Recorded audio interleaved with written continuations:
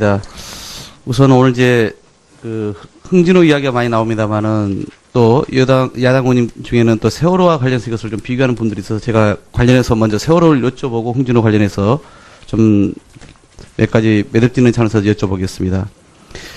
세월호 사건 관련해서 청와대에서 보니까 지난 10월 11일 국가안보실 유기관리센터 공유 폴더에서 세월호 사고와 관련된 당시 상황 보고서들이 발견되었고, 그래서 이것을 분석해 본 결과 최초 상황 보고서가 변경 조약된 사실을 확인해서 우리 실장님께서 발표를 하신 거죠. 그렇습니다. 그러니까 최초 상황 보고가 9시 반이라는 게 당시 그 박근혜 청와대가 브리핑했던 그 외에도 보니까 세월호 참사 5일 이후에 유기관리센터에서 작성한 이 상황 인지 보고의 내용에도 9시 반으로 기재가 되어 있고, 또 6월 26일 2014년 6월 26일과 7월 9일 국방비서관실에서 작성한 이 보고서에도 9시 반으로 기재가 되어 있는 것처럼 다수의 보고에서도 다 이렇게 확인이 됐습니다. 그런데 이제 뭐 이미 그때 말씀하신 것처럼 이 최초 상황 보고서에 여러 가지 이제 내용으로 구성되어 있는데 9시 반에 이제 보고와 전파가 된 걸로 이렇게 기재가 되어 있는데 그해 년도 10월 23일 수정된 파일에 내용은 똑같은데 보고 시간만 10시로 변경된 것을 확인한 것이죠. 네, 그렇습니다. 왜 이렇게 최초의 보고서 다르게 이런 내용을 추후에 변경 조작했다고 우리 실장님은 보십니까? 의원님, 이제 수사가 진행되고 있는 것으로 아는데 저희들로서는 어느 시점에 어떤 자료들이 손대졌는지 사실 참 알기 어렵습니다.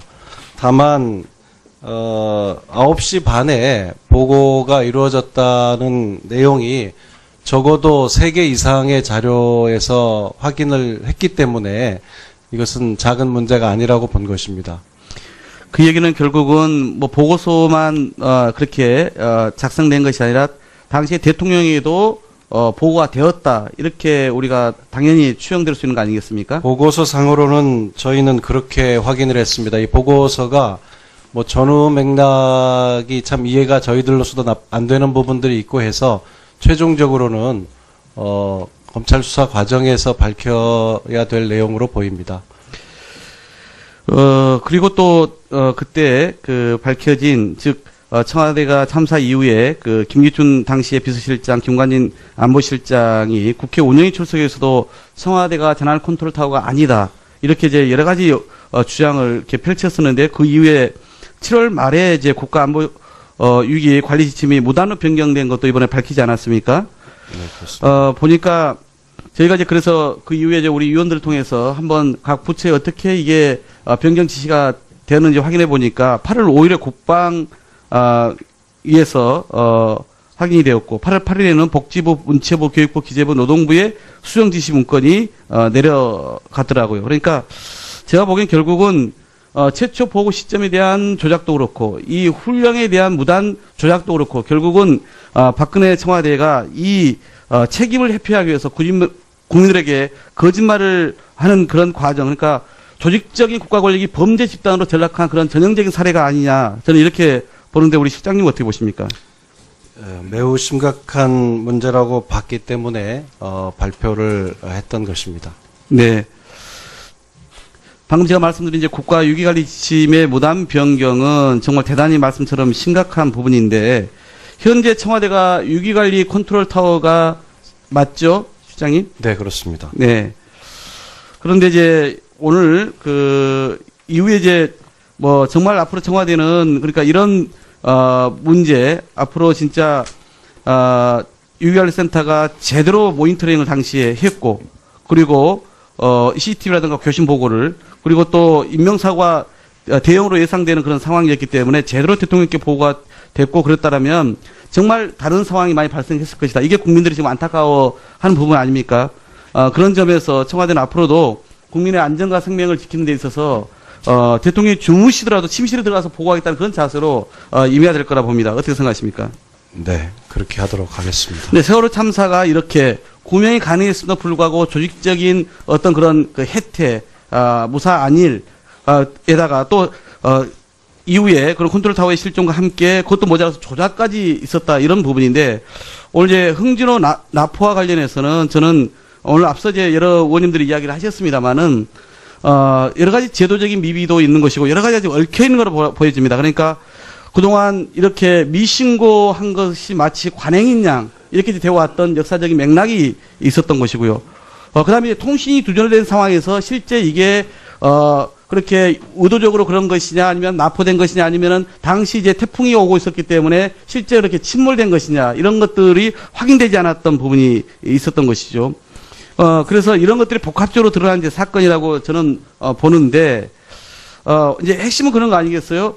당시에 의도적으로 이걸 끄고 허위로 이제 계속 이 해경에다가 이쪽에 선주 측에서나 또 그 뭐 선주 부인 쪽에서나 다 이렇게 이야기를 했고 정부로서는 다른 어떤 그 정보, 즉 당시에 납포되는 과정 속에서 혹시 북한과 우리 뭐 어선 간에 또 북한 그 어떤 뭐 당국 간에 그런 교선이라도 당시에 캐치가 됐으면 모르겠지만 그런 것도 전혀 없는 상황 속에서 알 길이 없었던 상황이라는 게 오늘 이제 주신 말씀들 중에서 제가 확인을 하는 부분이었습니다. 그런데 이제 이런 상황에서 오늘 이제 노회찬 의원님까지 말씀하신 것처럼 한라인 복원이라고 하는 것이 결국은 이제 두 가지 대책이 있는 거 아닙니까? 하나는 한라인이라도 복원돼서 이런 비상 상황이 발생했을 때 우리 국민들의 그런 안전을 신속하게 우리가 이제 대처할 수 있는 방법이 하나 필요한 것이고 그런데 그렇지 않게끔 이제 예방 조치가 우리로서는 더 관건인 것 같습니다. 오늘 이제 여러 가지 뭐 아까 말씀하신 선박 안에 VPS라든가 GPS 이런 것을 조작하는 것을 아예 조작을 못하게 할 수 있는 방법이 있는지 그다음에 지금 전 어선들이 실제 이것을 설치하고 있는지 이런 것에 대한 점검을 사실 이제 해야 되는데 그런 것이 지금 시간이 많이 걸린다는 아까 말씀이신 것 같아요. 1차장님 그렇습니까? 네, 그렇습니다. 이것을 신속하게 좀 해야 될 것 같아요. 더불어서 이걸 미이행할 경우에 처벌을 어떻게 그러니까 예방적 조치와 아까 말씀드린 한라인 개설 이게 이제 제가 보기엔 동시적으로 이제 가야 될 일 같은데 예방적 조치에서 정부가 단호한 의지를 갖지 않으면 제가 보기에는 이 일이 앞으로 또 재발할 가능성이 있다 보거든요. 그래서 그런 점에 대해서 보다 확고하게 예방적 조치로서 할 수 있는 부분을 좀 말씀해 주시기 바랍니다. 네, 일단 당장에 지금 조치를 취할 수 있는 게 의원님 말씀하신 것처럼 그 특정 해액, NLL 인근의 특정 해액과 대화태 어장에서 매일 그 신고하는 횟수를 대하태 지역은 1일 1회씩밖에 안 되는데 1일 2회 이상으로 좀 넓히고 그 다음에 출항할 때 명백하게 출항 신고를 확실히 하고 또 장착된 통신 장비나 이런 것들이 가동 상태도 확인 체제를 좀 갖추고 그 다음에 이런 의도적으로 또 NLL을 올선을 한다든가 좀 불법적인 그 조업이 되지 않도록 어민들에 대한 계도도 또 강화하고 뭐 이런 것도부터 우선적으로 하고요. 그다음에 두 번째는 지금 보니까 위기관리 매뉴얼도 좀 미흡합니다. 그래서 위기관리 납포 상황을 상정한 위기관리 매뉴얼이 부재하기 때문에 그것도 새롭게 개선해 나갈 예정이고요. 말씀하신 것처럼 원양 어선들은 전부 다 일치 확인이 가능한 그런 장비를 갖추고 있는데 근해에서 조업하는 어선들은 대부분이 그런 장비를 장착하지 못하고 있습니다. 그래서 해수부가 2020년까지를 목표로 해서 장비와 그런 종합 어선 안전 관리 시스템을 종합적으로 구축해 나간다는 그 계획을 수립하고 예산까지도 반영하도록 노력하고 있습니다. 그래서 의원님들께서 많이 지적해 주신 것처럼 전반적으로 좀 세세하게 해서 이런 일들이 재발되지 않고 국민 안전에 최우선적으로 고려해서 후속 조치를 강구하도록 하겠습니다. 네, 박홍근 간사 수고하셨습니다. 다음 김선동 감사 질의해 주시기 바랍니다. 네, 서울 도봉을 출신 김선동 의원입니다. 저 비서실장님, 이 정부 국정과제 1호 뭐죠? 국정과제 1호. 저희 일자리를 가장 중요하게 생각하고 있습니다. 자, 이것도 안 보고 계십니까? 이 정부의 국정과제 1호 적폐청산입니다. 아, 예. 그렇죠? 적폐청산 제가 질의 그냥 들어가겠습니다. 적폐 1호 국정과제 1호가 적폐청산입니다. 제가 보기에는 북핵 위기 극복, 그다음에 눈앞에 코앞에 다가와 있는 한미 FTA 재협상, 그다음에 우리 주요 산업 구조에 대한 조정 문제, 이런 것들이 국정과제 1호가 되어야 된다고 생각하고 온 국민이 힘을 합쳐서 적폐청산이 아니라 이 나라를 바로 반듯하게 세우는데 가야 된다고 생각하는데 지금 다른 적폐청산이 이 정부의 국정과제 1호입니다. 제가 권익위한테 물어봤습니다. 우리 시장님께서는 적폐청산 과제 주무부처 어디라고 생각하십니까? 의원님, 적폐청산의 주무부처는 따로 있지 않습니다. 국정기획자문위원회에서는 그것도 제가 말씀드리겠습니다. 권익위로 되어 있습니다. 아닙니다. 국정기획자문위원회에서 실장님 좀 확인해 보세요. 권익위로 되어 있습니다. 제가 헛말이면 제가 책임집니다. 이 주무부처가 예. 법무부로 되어 있다가 권익위로 되어 있다가 또 법무부하고 권익위 같이 되어 있다. 반부패 정책협의회의 주무부처는 권익위가 맞습니다. 자, 그리고 자, 시장님 그렇게 되면 내가 질의를 못해서 내가 쭉쭉 하겠는데 들어보세요. 적폐청산의 주무부처 자료에 분명히 권익위로 되어 있습니다. 이게 왜 이런 스텝이 꼬이는 문제가 발생을 하냐면 실제로 이것을 주관하고 추진하는 그 주체는 다른 데 있는 겁니다. 권익위는 포장돼 있고 뒤집어 쓴 겁니다. 내가 권익위 위원장한테 물어봤습니다. 권익위가 주무부처인 것도 모르고 있었습니다. 국감을 통해서 확인한 사실입니다. 이게 왜 이런 일이 발생을 하느냐? 이게 이 물건 잘 아실 겁니다. 우리 비서실장님 명의로 적폐청산 TF 구성하라라는 그런 공문입니다. 여기에 보면 어떻게 되어 있냐면 적폐청산을 위한 부처별 TFT를 구성을 통해 첫 번째, 국정농단의 실태를 분석하고 두 번째, 기소된 사건의 공소 유지를 철저히 하도록 해라. 정치 보복의 의도가 그대로 드러나 있습니다. 그리고 이거 부처별로 다 구성하라고 이렇게 비서실장 명의로 되어 있는 겁니다. 저희들이 이거 쉽게 구한 거 아닙니다. 이렇게 되어 있습니다. 이 정부가 미래지향적으로 가야 되는데 이렇게 청와대 비서실장 명의로 부처에다가 이런 짓을 합니다. 저는 이것은요, 청와대 비서실장이 각 부처에다가 이런 공문을 보내서 이런 기구를 구성하라. 이런 것은 우리 행정체계를 문란하게 하고 유린하는 행위였다고 생각합니다. 이거 정당한 행위라고 생각하시겠죠? 모르셨습니까, 이 공문? 아닙니다. 알죠. 시간 주시면 예. 답변을 좀 드리고 싶습니다만 또 의원님 예, 제가 까먹을까 봐요. 예, 하고 나서 그다음에 하실 말씀 하십시오. 저는 이 적폐청산 이 TF가 정말 우리 국민을 위한 거라면 우리 국민을 위한 여러 가지 기구들이 있지 않습니까? 뭐 인권이라든지 권익이라든지 국무조정실이라든지 이런 데서 구성이 되어 있어야 합니다.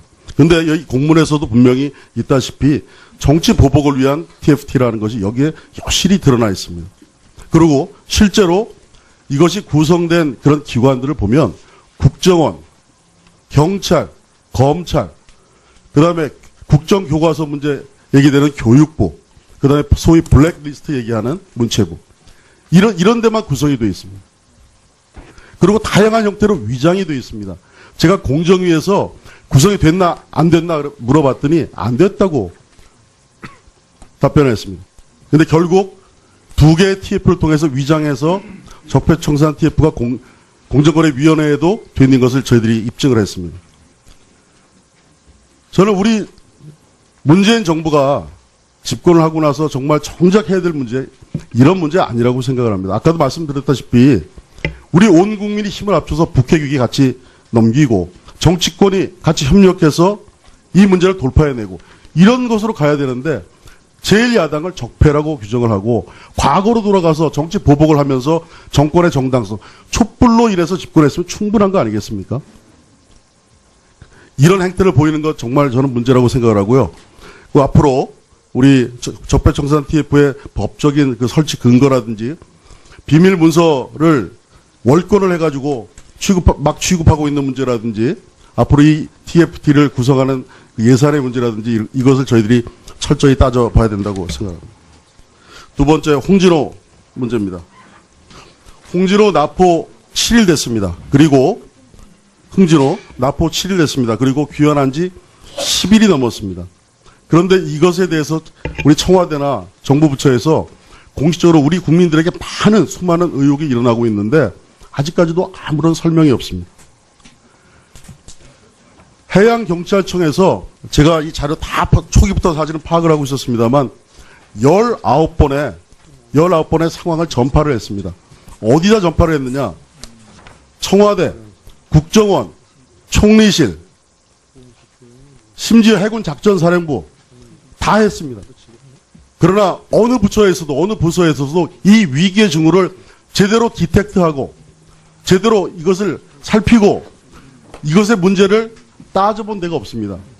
저는 이 정부가 기본이 정말 안 돼 있다고 생각을 합니다. 이 국민의 안전 그리고 해양 분계선이면 바로 우리 안보 문제가 바로 문제가 되는 그런 상황입니다. 근데 여기서 대책을 보면 하나도 어느 기관에서도 이것을 제대로 짚은 데가 없습니다. 그리고 선주가 거짓말했을 가능성, 아까 그 해역이 불법 조업을 많이 할 그런 지역이라고 되어 있는 거 다 말씀하시지 않았습니까? 그러면 그런 거 당연히 거꾸로 의심을 해봤어야 되는데 기본조차 챙기지 않았다라는 거 말씀드리고 위치 보고를 안 하면 추적할 수 없다. 그러면 간첩선이 들락날락해도 하나도 모른다는 얘기입니까? 저는 심히 유감스럽습니다. 그리고 예를 들어서 이 문제가 한 라인이 없어서 이런 문제가 발생한다. 이것은 완전히 거꾸로 지금 다른 얘기하는 겁니다. 한 라인이 없어서 이 문제가 처리가 안 되고 이런 문제가 앞으로 위기가 관리가 안 되겠습니까?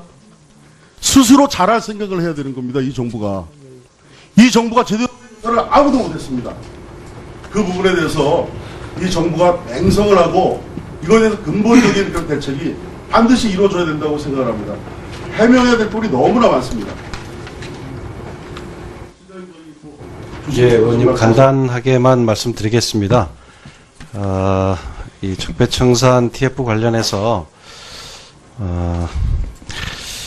참 이게 시각에 따라서 많이 달라지는구나 그런 생각이 있습니다.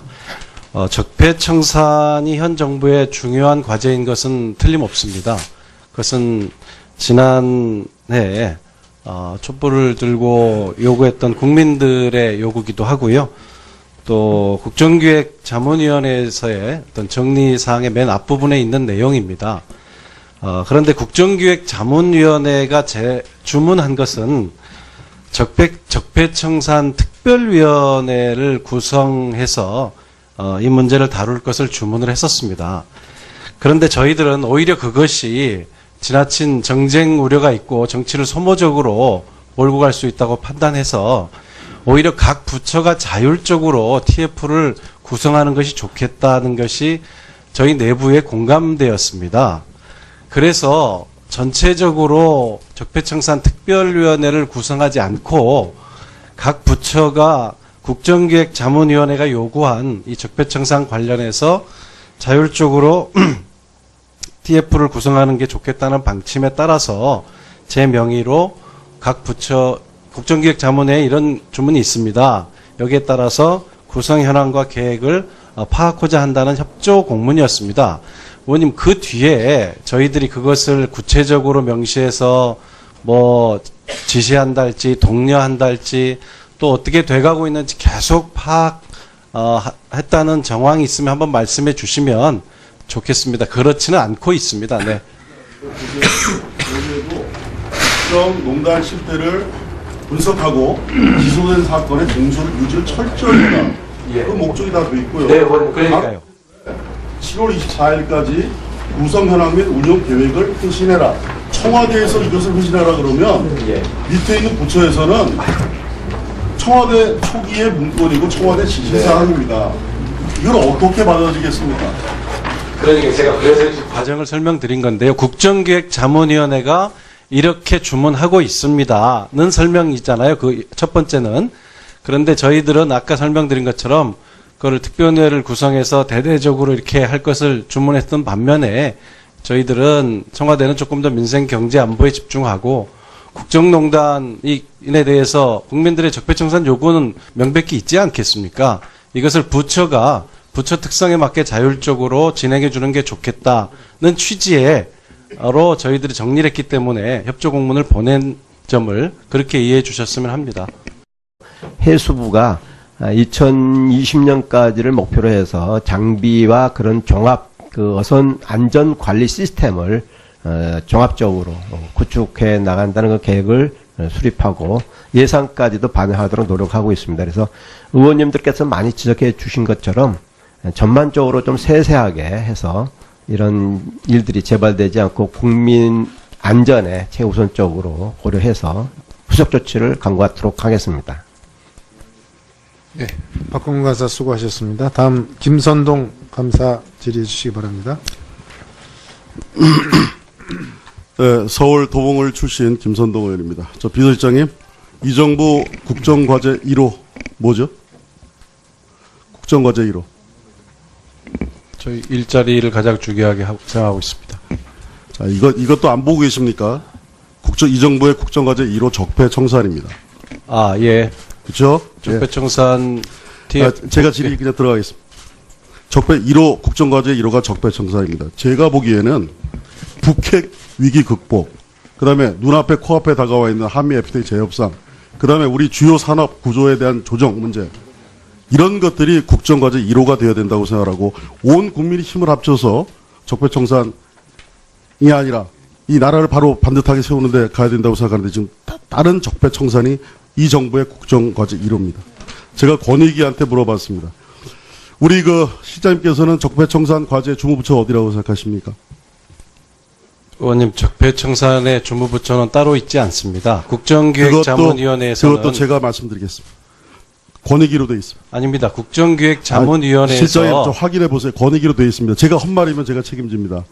이 주무부처가 예. 법무부로 되어 있다가 권익위로 되어 있다가 또 법무부하고 권익위 같이 되어 있다. 반부패 정책협의회의 주무부처는 권익위가 맞습니다. 자, 그리고 자, 실장님, 그렇게 되면 내가 질의를 못해서 내가 쭉쭉 하겠는데 들어보세요. 네, 앞으로 진짜 UR센터가 제대로 모니터링을 당시에 했고, 그리고 CCTV라든가 교신 보고를, 그리고 또 인명사고가 대형으로 예상되는 그런 상황이었기 때문에 제대로 대통령께 보고가 됐고, 그랬다라면 정말 다른 상황이 많이 발생했을 것이다. 이게 국민들이 지금 안타까워하는 부분 아닙니까? 그런 점에서 청와대는 앞으로도 국민의 안전과 생명을 지키는 데 있어서 대통령이 주무시더라도 침실에 들어가서 보고하겠다는 그런 자세로 임해야 될 거라 봅니다. 어떻게 생각하십니까? 네, 그렇게 하도록 하겠습니다. 근데 세월호 참사가 이렇게 구명이 가능했음에도 불구하고 조직적인 어떤 그런 그 혜택, 무사 안일, 에다가 또, 이후에 그런 컨트롤 타워의 실종과 함께 그것도 모자라서 조작까지 있었다 이런 부분인데, 오늘 이제 흥진호 납포와 관련해서는 저는 오늘 앞서 이제 여러 의원님들이 이야기를 하셨습니다만은, 여러 가지 제도적인 미비도 있는 것이고 여러 가지 아직 얽혀 있는 거로 보여집니다. 그러니까 그동안 이렇게 미신고한 것이 마치 관행인 양 이렇게 되어 왔던 역사적인 맥락이 있었던 것이고요. 그다음에 통신이 두절된 상황에서 실제 이게 그렇게 의도적으로 그런 것이냐 아니면 납포된 것이냐 아니면은 당시 이제 태풍이 오고 있었기 때문에 실제 그렇게 침몰된 것이냐 이런 것들이 확인되지 않았던 부분이 있었던 것이죠. 그래서 이런 것들이 복합적으로 드러난 이제 사건이라고 저는 보는데, 이제 핵심은 그런 거 아니겠어요? 당시에 의도적으로 이걸 끄고 허위로 이제 계속 이 해경에다가 이쪽에 선주 측에서나 또 그 뭐 선주 부인 쪽에서나 다 이렇게 이야기를 했고, 정부로서는 다른 어떤 그 정보, 즉 당시에 납포되는 과정 속에서 혹시 북한과 우리 어선 간에 또 북한 그 어떤 당국 간에 그런 교선이라도 당시에 캐치가 됐으면 모르겠지만 그런 것도 전혀 없는 상황 속에서 알 길이 없었던 상황이라는 게 오늘 이제 주신 말씀들 중에서 제가 확인을 하는 부분이었습니다. 그런데 이제 이런 상황에서 오늘 이제 노회찬 의원님까지 말씀하신 것처럼 한라인 복원이라고 하는 것이 결국은 이제 두 가지 대책이 있는 거 아닙니까? 하나는 한라인이라도 복원돼서 했기 때문에 이것은 작은 문제가 아니라고 본 것입니다. 그 얘기는 결국은 뭐 보고서만 그렇게 작성된 것이 아니라 당시에 대통령에게도 보고가 되었다 이렇게 우리가 당연히 추정될 수 있는 거 아니겠습니까? 보고서 상으로는 저희는 그렇게 확인을 했습니다. 이 보고서가 뭐 전후 맥락이 참 이해가 저희들로서도 안 되는 부분들이 있고 해서 최종적으로는 검찰 수사 과정에서 밝혀야 될 내용으로 보입니다. 그리고 또 그때 그 밝혀진 즉 청와대가 참사 이후에 그 김기춘 당시의 비서실장, 김관진 안보실장이 국회 운영위 출석에서도 청와대가 재난 컨트롤 타워가 아니다 이렇게 이제 여러 가지 주장을 이렇게 펼쳤었는데, 그 이후에 7월 말에 이제 국가안보 위기 관리 지침이 무단으로 변경된 것도 이번에 밝히지 않았습니까? 네, 그렇습니다. 보니까 저희가 이제 그래서 그 이후에 이제 우리 위원들을 통해서 한번 각 부처에 어떻게 이게 변경 지시가 되었는지 확인해 보니까 8월 5일에 국방 위에서 확인이 되었고 8월 8일에는 복지부, 문체부, 교육부, 기재부, 노동부의 수정 지시 문건이 내려갔더라고요. 그러니까 제가 보기엔 결국은 최초 보고 시점에 대한 조작도 그렇고 이 훈령에 대한 무단 조작도 그렇고 결국은 박근혜 청와대가 이 책임을 회피하기 위해서 국민들에게 거짓말을 하는 그런 과정, 그러니까 조직적인 국가 권력이 범죄 집단으로 전락한 그런 전형적인 사례가 아니냐, 저는 이렇게 보는데 우리 실장님 어떻게 보십니까? 매우 심각한 문제라고 봤기 때문에 발표를 했던 것입니다. 네. 방금 제가 말씀드린 이제 국가 유기관리 지침의 무단 변경은 정말 대단히 말씀처럼 심각한 부분인데 현재 청와대가 유기관리 컨트롤 타워가 맞죠, 실장님? 네, 그렇습니다. 네. 그런데 이제 오늘 이후에 이제 정말 앞으로 청와대는 그러니까 이런 문제, 이런 비상 상황이 발생했을 때 우리 국민들의 그런 안전을 신속하게 우리가 이제 대처할 수 있는 방법이 하나 필요한 것이고, 그런데 그렇지 않게끔 이제 예방 조치가 우리로서는 더 관건인 것 같습니다. 오늘 이제 여러 가지 아까 말씀하신 선박 안에 VPS라든가 GPS 이런 것을 조작하는 것을 아예 조작을 못하게 할 수 있는 방법이 있는지, 그다음에 지금 전 어선들이 실제 이것을 설치하고 있는지 이런 것에 대한 점검을 사실 이제 해야 되는데 그런 것이 지금 시간이 많이 걸린다는 아까 말씀이신 것 같아요. 1차장님 그렇습니까? 네, 그렇습니다. 이것을 신속하게 좀 해야 될 것 같아요. 더불어서 이걸 미이행할 경우에 처벌을 어떻게 강화할지, 그러니까 예방적 조치와 아까 말씀드린 한라인 개설, 이게 이제 제가 보기엔 동시적으로 이제 가야 될 일 같은데, 예방적 조치에서 정부가 단호한 의지를 갖지 않으면 제가 보기에는 이 길이 앞으로 또 재발할 가능성이 있다 보거든요. 그래서 그런 점에 대해서 보다 확고하게 예방적 조치로서 할 수 있는 부분을 좀 말씀해 주시기 바랍니다. 네, 일단 당장에 지금 조치를 취할 수 있는 게 의원님 말씀하신 것처럼 그 특정 해액, NLL 인근의 특정 해액과 대화태 어장에서 매일 그 신고하는 횟수를 대하태 지역은 1일 1회씩밖에 안 되는데 1일 2회 이상으로 좀 넓히고, 그 다음에 출항할 때 명백하게 출항 신고를 확실히 하고, 또 장착된 통신 장비나 이런 것들이 가동 상태도 확인 체제를 좀 갖추고, 그 다음에 이런 의도적으로 또 NLL을 올선을 한다든가 좀 불법적인 그 조업이 되지 않도록 어민들에 대한 계도도 또 강화하고 이런 것도부터 우선적으로 하고요. 그다음에 두 번째는 지금 보니까 위기관리 매뉴얼도 좀 미흡합니다. 그래서 위기관리 납포 상황을 상정한 위기관리 매뉴얼이 부재하기 때문에 그것도 새롭게 개선해 나갈 예정이고요.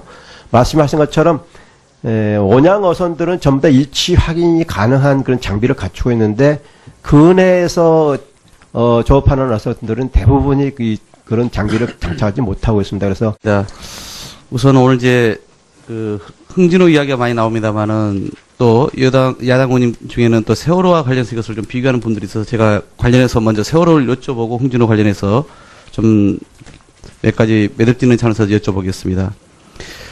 세월호 사건 관련해서 청와대에서 보니까 지난 10월 11일 국가안보실 유기관리센터 공유 폴더에서 세월호 사고와 관련된 당시 상황 보고서들이 발견되었고, 그래서 이것을 분석해 본 결과 최초 상황 보고서가 변경 조약된 사실을 확인해서 우리 실장님께서 발표를 하신 거죠. 그렇습니다. 그러니까 최초 상황 보고가 9시 반이라는 게 당시 박근혜 청와대가 브리핑했던 그 외에도 보니까 세월호 3사 5일 이후에 유기관리센터에서 작성한 이 상황 인지 보고의 내용에도 9시 반으로 기재가 되어 있고, 또 6월 26일 2014년 6월 26일과 7월 9일 국방비서관실에서 작성한 이 보고서에도 9시 반으로 기재가 되어 있는 것처럼 다수의 보고에서도 다 이렇게 확인이 됐습니다. 그런데 이제 이미 그때 말씀하신 것처럼 이 최초 상황 보고서에 여러 가지 이제 내용으로 구성되어 있는데 9시 반에 이제 보고와 전파가 된 걸로 이렇게 기재가 되어 있는데 그해 년도 10월 23일 수정된 파일에 내용은 똑같은데 보고 시간만 10시로 변경된 것을 확인한 것이죠. 네, 그렇습니다. 왜 이렇게 최초의 보고서 다르게 이런 내용을 추후에 변경 조작했다고 우리 실장님은 보십니까? 의원님, 이제 수사가 진행되고 있는 것으로 아는데 저희들로서는 어느 시점에 어떤 자료들이 손대졌는지 사실 참 알기 어렵습니다. 다만 9시 반에 보고가 이루어졌다는 내용이 적어도 3개 이상의 자료에서 확인을